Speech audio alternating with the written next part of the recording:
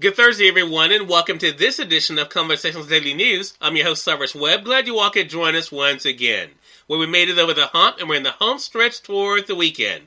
We, of course, have your news headlines coming up on this Thursday. We have the truth of the day with Mary Ellen Ciganovich, and in today's entertainment spotlight, you're being part of my conversation with recording artist Carl Brister. Enjoy today's program. For Conversations Daily News, I'm Cyrus Webb with your Thursday headlines. In national news, Garland announces sweeping police probe after Floyd verdict. The Justice Department is opening a sweeping investigation into policing practices in Minneapolis after a former police officer was convicted in the killing of George Floyd there, Attorney General Merrick Garland announced on Wednesday. The decision comes a day after former officer Derek Chauvin was found guilty of murder and manslaughter in Floyd's death last May, setting off a wave of relief around the country. The death prompted months of mass protests against policing and the treatment of black people in the U.S.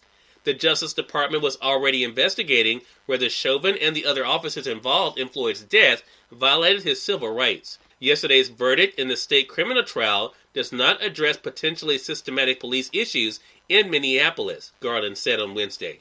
The new investigation is known as a pattern or practice, examining whether there is a pattern or practice of unconstitutional or unlawful policing, and will be a more sweeping probe of the entire police department and may result in major changes to policing there. It will examine the use of force by police officers, involving force used during protests, and whether the department engages in discriminatory practices. It will also look into the department's handling of misconduct allegations and its treatment of people with behavioral health issues, and will assess the department's current system of accountability. A senior Justice Department official said prosecutors chose to announce the probe a day after the verdict because they did not want to do anything to interfere with Chauvin's trial. The official would not discuss details of the investigation publicly and spoke to the Associated Press on condition of anonymity. 3 other ex-police officers charged in Floyd's death will be tried together beginning August 23rd. The official said their trial is far enough off that officials believed it was still appropriate to make the announcement Wednesday, even though they are still awaiting trial on state charges. In more national news, police killed Ma'Khia Bryant, 16, who attacked 2 with knife. The fatal police shooting of Ma'Khia Bryant, a black teenager seen on video charging at 2 people with a knife, came within minutes of the verdict in George Floyd's killing, causing outrage by some over the continued use of lethal force by Columbus police. Officials with the Columbus Division of Police released footage of the shooting Tuesday night, just hours after it happened, a departure from protocol as the force faces immense scrutiny from the public following a series of recent high-profile police killings that have led to clashes. The girl was identified by Franklin County Children's Services, which said in the release that the 16-year-old Bryant was under the care of the agency at the time of her death. The 10-second clip begins with the officer getting out of his car at a house where police had been dispatched after someone called 911 saying they were being physically threatened. The officer takes a few steps toward a group of people in the driveway when Bryant begins swinging a knife wildly at another girl or woman who falls backwards. The officer shouts several times to get down. Bryant then charges at another girl or woman who is pinned against a car. From a few feet away, with people on either side of him, the officer fires 4 shots, and Bryant slumps to the ground. A black-handled blade similar to a kitchen knife or steak knife lies on the sidewalk next to her. A man immediately yells at the officer, "You didn't have to shoot her. She's just a kid." The officer responds, "She had a knife. She just went at her." In business news, U.S. stocks turned higher, Netflix slumps on slower growth.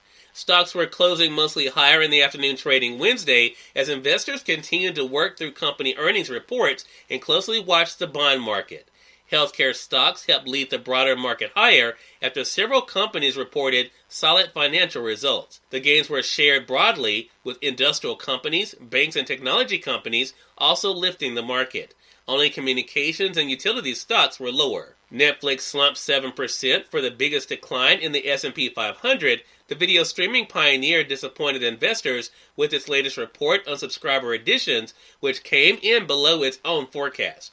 The gangbuster growth Netflix had seen through the pandemic appeared to be slowing as people start leaving their homes more and as competition from rival services picks up. And finally, in entertainment news, Prince fans headed to Paisley Park 5 years after his death. Paisley Park, where Prince lived and worked, welcomed back 1,400 fans on Wednesday to mark the 5th anniversary of his death from inside his creative sanctuary. The sprawling studio's atrium open to those who rush for one of the free reservations, while other fans can leave flowers and mementos in front of a statue erected outside the front doors in the shape of his famous purple love symbol. Cyrus Webb, Conversations Daily News. It's now time for the Truth of the Day with Mary Ellen Ciganovich. Mary Ellen, take it away.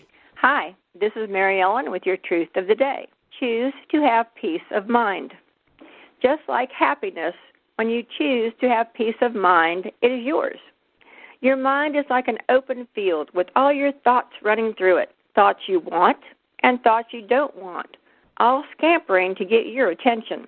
Any thought of fear and any loving thought lies in your mind right now. It is your choice in any given moment to choose between love and fear, success or failure. These thought choices remain in your mind. As a man thinketh in his heart, so he is. Whatever thoughts you choose to retain in your mind will be created in your life. Your success in life starts in your mind. Be positive and know God is with you. Keep positive people around you. Block all negativity from your mind. Become aware of the tons of negativity thrown at you through the news or society or technology. Keep positivity flowing through your field of thoughts as you picture yourself achieving success.